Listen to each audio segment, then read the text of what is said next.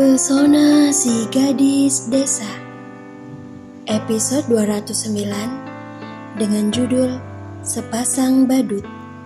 Selamat mendengarkan. Tidak mungkin. Ini tidak mungkin. Bagaimana ini bisa terjadi? Kanita seakan kehilangan nyawa ketika tak sengaja melihat siaran langsung yang sedang tayang di televisi. Sungguh, tidak terpikir sedikit pun di dalam benak Kanita kalau orang yang begitu dia benci akan muncul ke hadapan publik dan mengakui bahwa dialah ayah dari bayi yang sedang Kanita kandung. Ando, bajingan itu kini dengan santai menceritakan bagaimana mereka bisa saling mengenal dan juga kenapa Kanita bisa menuduh Fedo sebagai orang yang telah menghamilinya. Rasa malu, muak, marah, benci, semua rasa itu bercampur menjadi satu di dalam benak Kanita. Satu yang Kanita pikir, bagaimana bisa Ando terlihat begitu dekat dengan Bibi Abigail, ibunya Fedo? Apakah mungkin bajingan itu adalah kerabat jauhnya keluarga Eiji? Tapi bagaimana bisa? Bagaimana ini?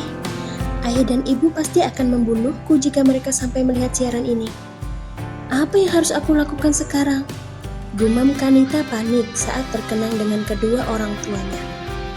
Dia berjalan mondar-mandir di dalam rumah sambil menggigit ujung jari tangannya. Apa aku kabur saja ya? Tapi kemana? Uang dan semua kartu ada di dalam kamar. Sama saja aku masuk ke lubang hitam kalau pergi ke sana. Mau keluar dari rumah juga tidak mungkin. Para wartawan pasti masih ada di luar menikmati jamuan bersama dengan ayah. Ya Tuhan, apa yang harus aku lakukan? Di saat Kanita sedang panik memikirkan jalan agar bisa pergi dari rumah, di saat yang bersamaan pula ayah dan ibunya datang menghampiri. Tanpa mengatakan apapun, tiba-tiba saja pipi Kanita dipukul dengan sangat kuat oleh sang ayah. Bahkan ibunya yang biasanya selalu membela, kini tampak menatapnya dengan penuh kebencian.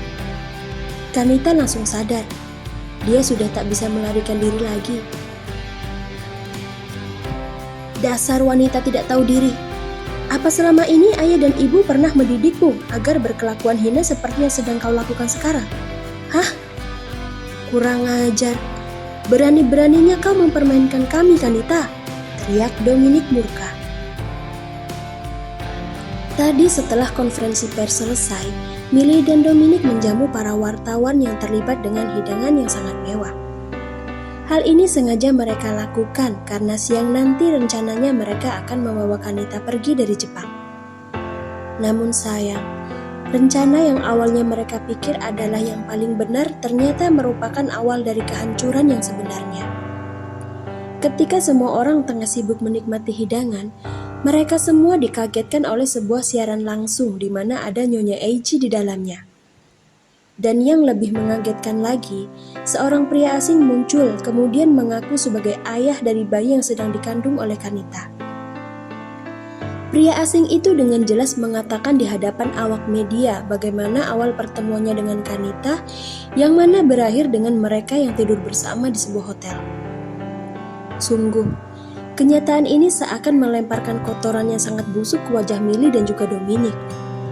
Mereka malu dan juga sangat bingung tak tahu harus melakukan apa. Hingga akhirnya mereka memanggil pengacara keluarga untuk menyelesaikan masalah ini ketika wartawan yang tadi mereka undang menginginkan mereka untuk memberikan penjelasan. Para wartawan ini langsung sadar kalau mereka telah menyinggung orang yang salah. Jadi sebisa mungkin mereka mencari pembelaan agar nanti keluarga Eiji tidak menjadikan mereka sebagai target. Sekarang jawab pertanyaan ayah dengan jujur. Apa benar pria itu adalah ayah dari bayimu? Hah? Dan juga apakah benar kalau cerita yang kau ungkapkan pada media hanyalah cerita karanganmu saja? Iya. Jawab Kanita, sentak Dominic dengan mata berkilat merah. Fedo yang menghamiliku, ayah. Dan pria itu, aku tidak mengenalnya. Jawab Kanita enggan untuk mengakui bahwa memang benar Ando adalah ayah dari bayinya. Kalau memang benar pria itu bukan pelakunya, lalu bisakah kau menjelaskan mengapa di malam setelah Vedo mengunjungi kamar hotel tempat kau menginap, pria itu bisa datang dan bermalam bersamamu di sana? Apa kau akan beralasan kalau pria itu salah kamar? Memaksamu mungkin? Kanita terdiam 1000 bahasa. Dia sudah sangat terpojok karena tadi Ando telah menunjukkan semua bukti sejak dari awal mereka bertemu di sebuah klub. Padahal sebelumnya Kanita sudah pernah meminta seseorang untuk menghapus semua rekaman yang ada. Tapi entah bagaimana ceritanya pria brengsek itu bisa mempunyai rekamannya yang bahkan dengan sangat lengkap. Apakah mungkin ada sesuatu yang tidak biasa tentang jati diri Ando yang sebenarnya? Persetan, Kanita tak peduli apapun tentang pria brengsek itu. Yang jelas sekarang Kanita hanya ingin segera pergi dari negara ini sebelum semua orang menghujatnya habis-habisan. Dom, kita seret saja Kanita ke hadapan laki-laki itu. Dan mari kita lihat apakah benar Kanita tidak mengenalnya atau hanya berpura-pura tidak mengenalnya saja, ucap Milly. Kau benar-benar manusia berhati jahat, Kanita. Dengan teganya kau membuat ayah dan ibu melayangkan sebuah fitnah pada satu keluarga yang sama sekali tidak bersalah. Apa kau tahu? Gara-gara ketidakwarasanmu itu, sekarang semua orang membenci dan menjauhi ibu. Mereka semua bilang kalau ibu adalah orang tua paling buruk yang pernah mereka kenal.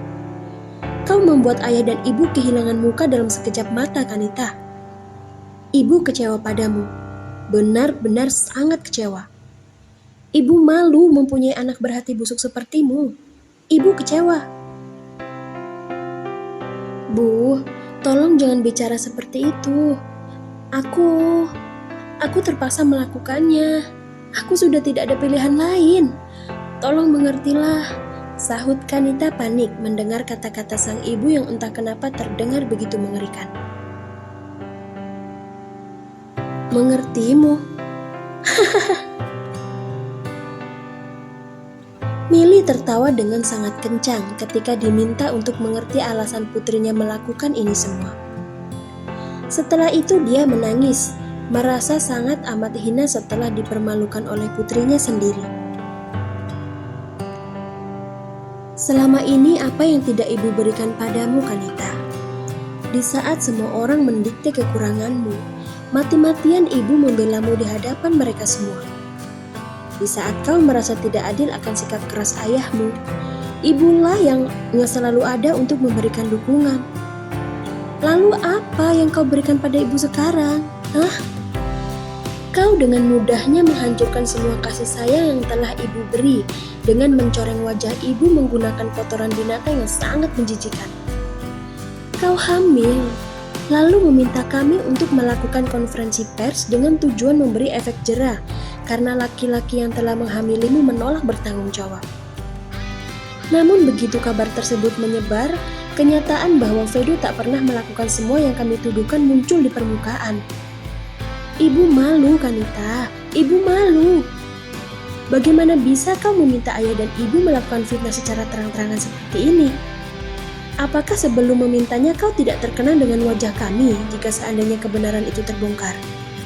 Kami harus bagaimana sekarang, Kanita?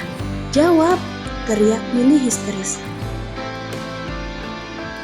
Hancur sudah. Semuanya kini benar-benar sangat hancur.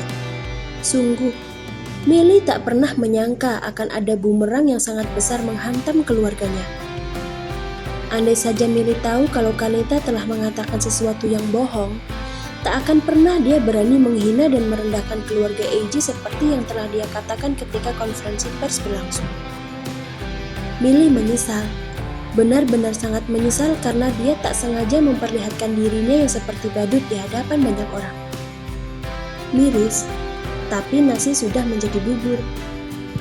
Semua orang di negara ini sudah terlanjur tahu kalau Milly dan Dominic adalah sepasang badut yang menjadi mainan putri kandung mereka sendiri.